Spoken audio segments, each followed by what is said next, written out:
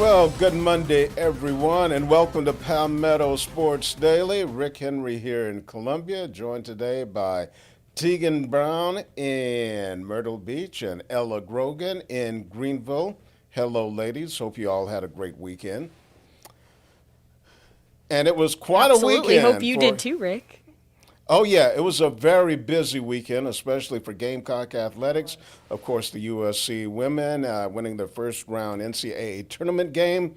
We'll have more on them in a bit, but USC baseball. Now, following Friday's just awful beating that they took from Arkansas, 22-6, run ruled after 7 innings, head coach Paul Mainieri announces his retirement on Saturday, saying that he and athletics director Jeremiah Donati agreed that the program needed new leadership. And Mainieri, who came out of retirement after a successful stint at LSU, came out of retirement to take over the Gamecock program, just did not work out. 40-40 record in a season and a half. And now taking over the team is Mainieri, a very familiar name to baseball fans here in the Palmetto State.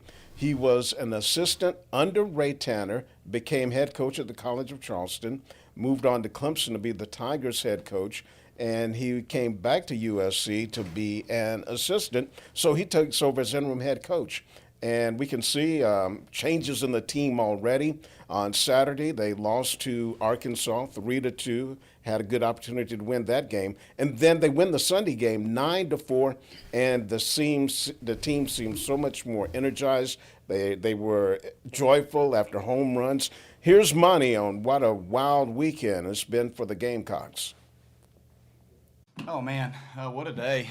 What a day for us. I'm just so proud of our players and the way that we responded after such a tough day yesterday. I mean, yesterday was a lot to take in from the beginning to the end. To be one out away from winning yesterday, and we just didn't get it done, and everybody was down in the dumps after the game. But I'm just so proud of just how resilient our guys were today. We came out tremendous attitudes.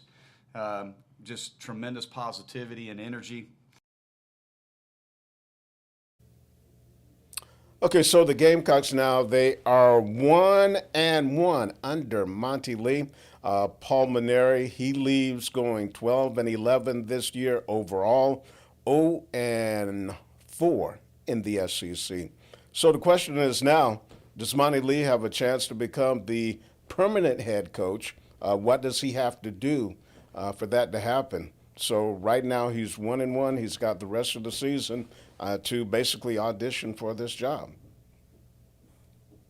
Yeah, Rick, I think he has to do a couple of things here. Obviously, get a lot more wins than Mainieri was able to get. It's sad that a championship-winning coach couldn't come to South Carolina and do the things that he did at LSU. But I think the other thing the new coach has to do is also regain the trust of fans. I've seen pictures of how many people are in the stands at these games over this season and the end of last season. It's not very big crowds for most of those matchups. So I really think that he has to reconnect with the fans and get them to come back out, get them to want to watch this team and make them an entertaining and just offensively skilled team out here, Rick. But I am curious, talking about the fans, have you had a lot of reaction from just Gamecocks fans out there about this? What have people said to you or what have you seen online? Well, the fans have been very vocal all during the season, and a lot of the fans that I talked to, of course, was a big topic of conversation at Colonial Life Arena for the basketball games. A lot of people saying, it's about time, and there are some people who were in favor of Monty Lee taking over the program even before it happened on Saturday. And when it comes to the fans, you want to put a product out there that is competitive, and the team certainly has not been competitive when they were under the guidance of Coach Mainieri. As a matter of fact, the win on Sunday over Arkansas was the Gamecocks' first Sunday win in an SEC series since 2024. So, yeah, they got to be competitive to give the fans some hope that they're on the right path. Kevin? Hey guys, sorry I'm late. You guys know I like to make an entrance. The timing of this was what really just kind of piqued my curiosity. Like, why now? Because we've been talking about making this move pretty much since the end of last season, and it's, saying that maybe just pull the plug on this whole Mainieri thing. I was wondering, is it the lack of fans that came out? Or is it just being completely embarrassed by Arkansas on that Saturday game? I'm curious as to why is it now? And also, was this more of Mainieri's decision, or was this more of the school saying, all right, we've had enough of this trial run that we've had for the last year and a couple months.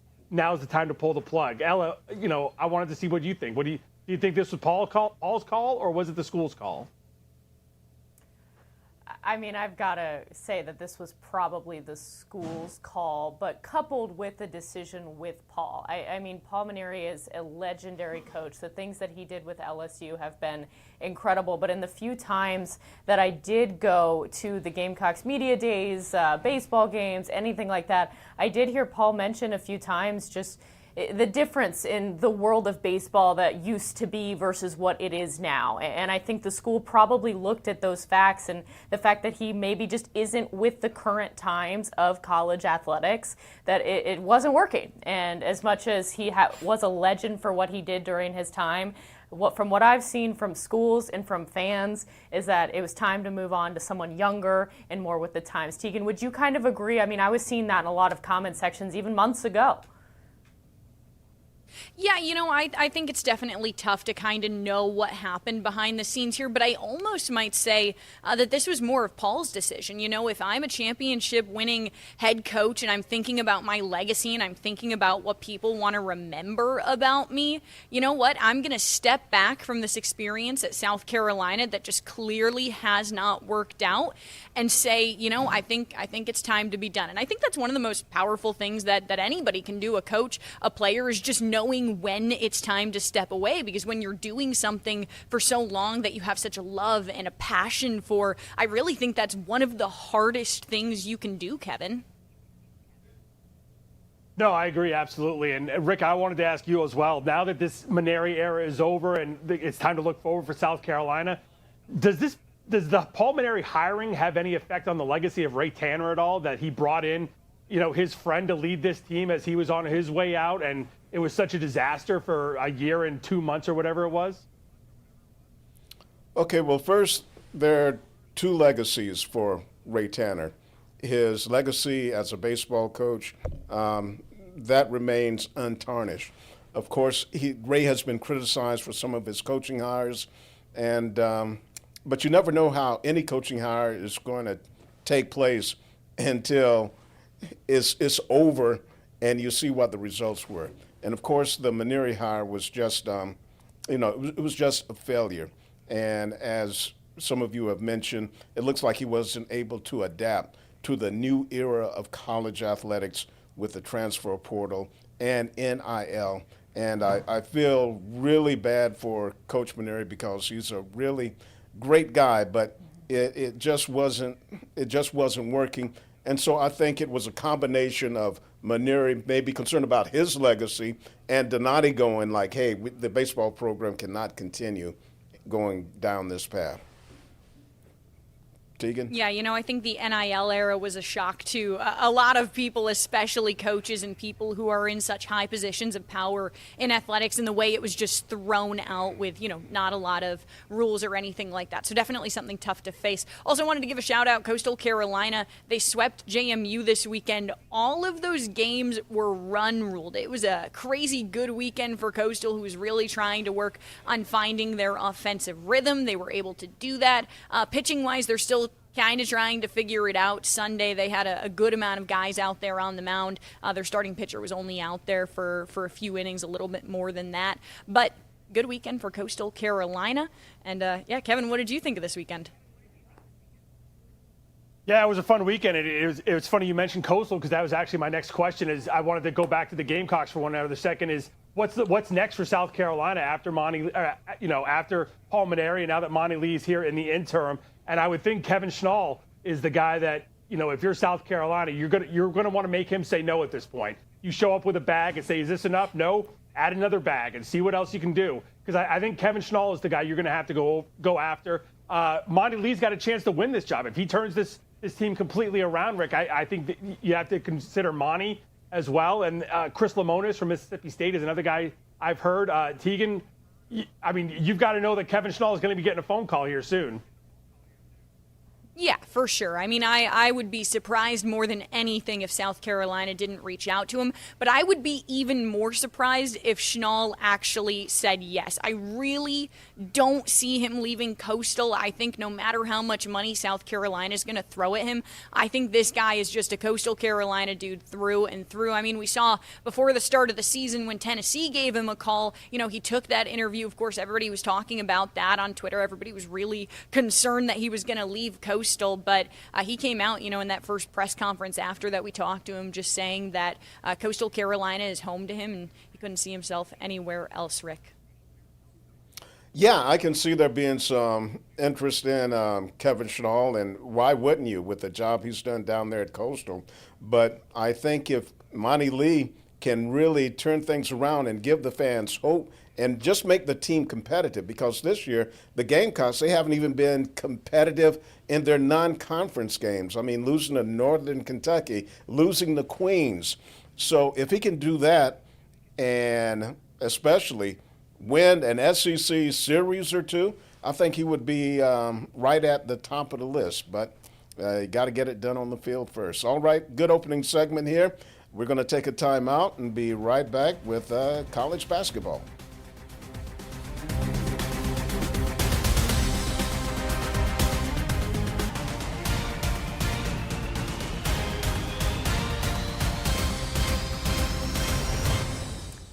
Welcome back into Palmetto Sports Daily. We're talking some basketball, where I can say with the utmost certainty that all of our brackets have most definitely been busted at this point. But starting with men's basketball, up here in the upstate, both myself and Carmine were with two of our teams, the Clemson men's basketball team and the Furman men's basketball team, where unfortunately both of their seasons ended in the first round. Starting off with Clemson, they had a really tough one, 8 seed versus 9 seed. It's always going to be a toss-up, but unfortunately they just fell short of this one. We're going to hear some sound from the players about their senior experience in getting here together, and of course we're going to hear from RJ Godfrey and Dylan Hunter, two guys who started this journey together and finished it together.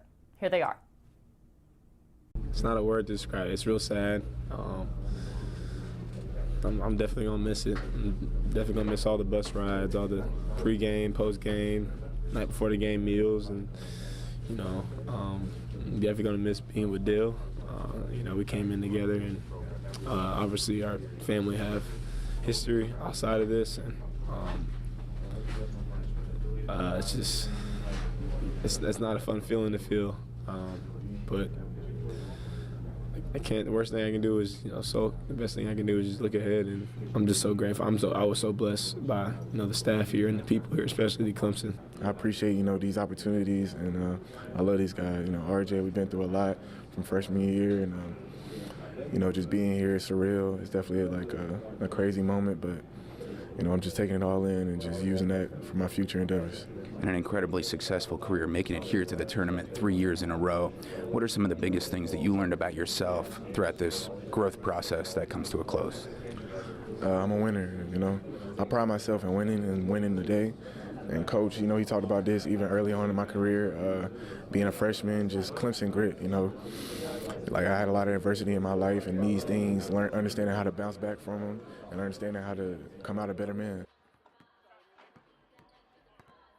Losing that one 67-61 to Iowa. It kind of just felt like exactly what we've seen towards the end of this season, where they lost 5 out of their last 7 games, where they just couldn't score. However, I feel like last night, the fact that Iowa beat Florida, the #1 seed in the country or in the bracket, I mean, it had to soften the blow a little bit. I feel like that had to have helped them get over that one a little bit. But moving on to Furman men's basketball, my alma mater. I had the blessing of traveling with them and getting some behind-the-scenes access as they took on UConn. This one was an unbelievable game. I cannot believe how well the Paladins hung in. I might be a little biased, but I think the stats did a lot of the talking here. I mean, these guys came out ready to compete, but it was truly one of the most insane performances I have ever seen in my life by the UConn center, Terrace Reed Jr. He had 27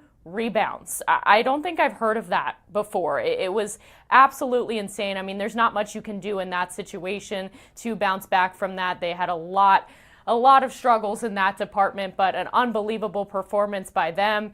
Here is some of the players on making it this far into the tournament in what was a dream come true for them. Just, it's heartbreaking for the season to end like that, but we have a hell of a season. We worked with a lot of injuries, a lot of stuff, so it's a win and a loss, but it's all right. Just being a part of the team that broke through in 23 and then being part of the team that did it again, it's been really special, and I'm so proud to be a Paladin. It's a place I'll call home for the rest of my life. It's a place I'll bring my kids, bring my family. So the Paladins ended up having that one slip away. The final score was 82-71, but by far an incredible experience for them. For those mid-major teams to just make it and experience those moments under the stage of the NCAA tournament is just something that seemed to be so unforgettable for them. And the vibes were high. We went over to the Rocky Steps after, and everyone was having a great time. So, just a great season for them and something to really be proud of here. But we're going to take this one to break and take a time out here, and we'll see you in a bit.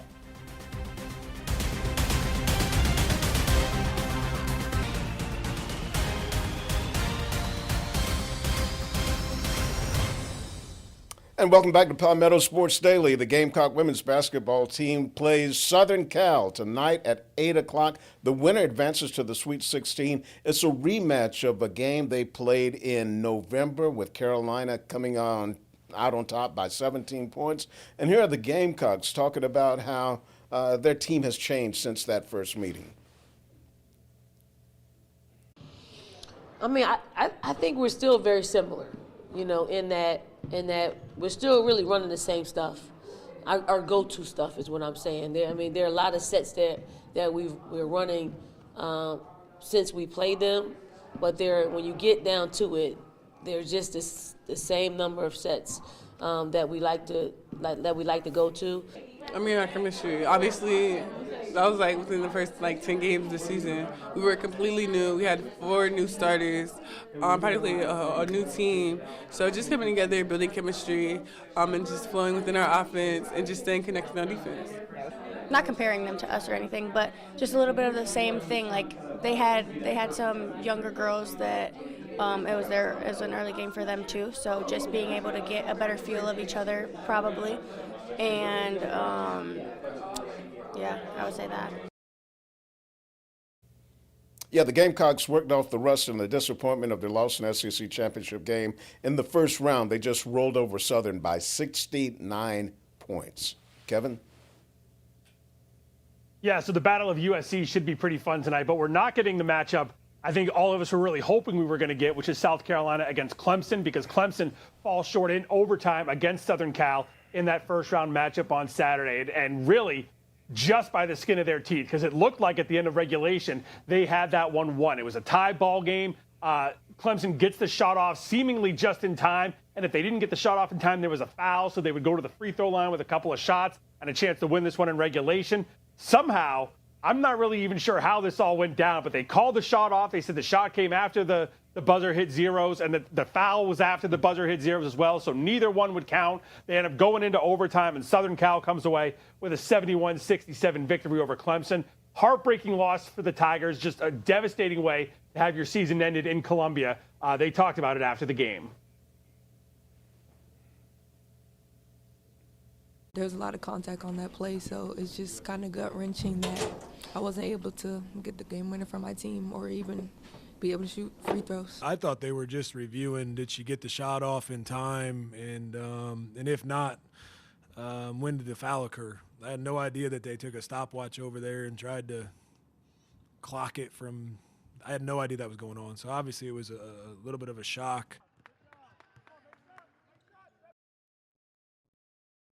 So a tough way for Clemson's season to end. Now, we talked about the College of Charleston season ending on Friday with their loss in the first round of the NCAA tournament to Duke. And we talked about how good things ahead for the Cougars. They've got everyone coming back for next year. But we're going to have to pump the brakes on that just a little bit because we found out this afternoon that the College of Charleston losing their head coach, Robin Harmony, resigned earlier this afternoon. She's becoming the head coach up at Pittsburgh. So CFC now in the market for a new head coach. And the big question for the college is what's going to happen with some of those underclassmen who were set to come back, namely the Barbeau twins, Taryn, the two-time now defending CAA Player of the Year, her sister Taylor, the first-team All-CAA last season. Both of them have 1 year of eligibility left. I wouldn't be shocked if they follow Harmony up to Pittsburgh or maybe find another spot to go to together, maybe somewhere else in the ACC or the SEC with some higher competition. But coming back to the College of Charleston now without their head coach seems like a tough bet at best. We're going to wrap this thing up coming up right after this.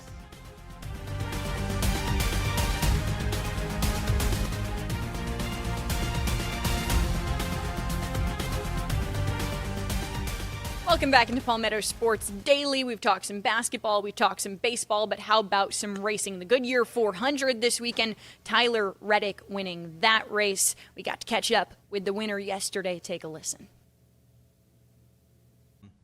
We kind of got to that difficult point in stage 3 there where we either take it safe and we come back down and change the battery again, but give up all our track position, or we stay and basically cut every last thing off that I had running to keep me cool. And so the final 100 laps were brutally hot.